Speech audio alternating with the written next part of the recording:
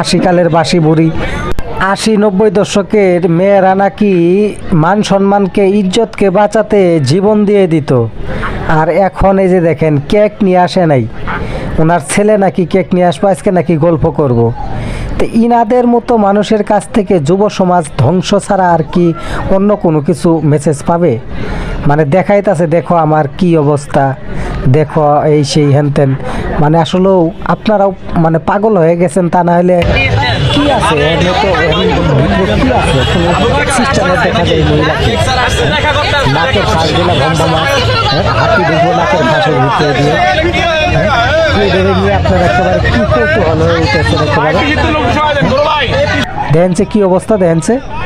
হ্যাঁ, মানে এই রাতের বেলা কৃষক মানে আসলে মানে মানুষজন মানে পৃথিবীটা আসলে ধ্বংসের দিকে রে ভাই। এখন মানে কি বলবো, এদের তো শরম নাই, শরম নাই রে ভাই। শরম থাকলে এরকম করতো না। হ্যাঁ দেখেন একেবারে সাইজে মাইজে কত সুন্দর হয়ে আছে।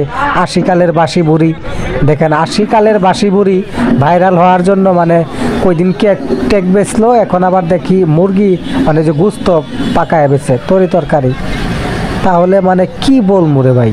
হ্যাঁ, মানে টাকার জন্য মানে এখনকার মানুষ সবই করতে পারে, আসলে এদেরকে দেখে বোঝা যায়। হ্যাঁ, আগের মানুষ নাকি ইজ্জত বাঁচাতে মানে নিজের জীবন শেষ করে দিত, তাও ইজ্জত নষ্ট করতো না।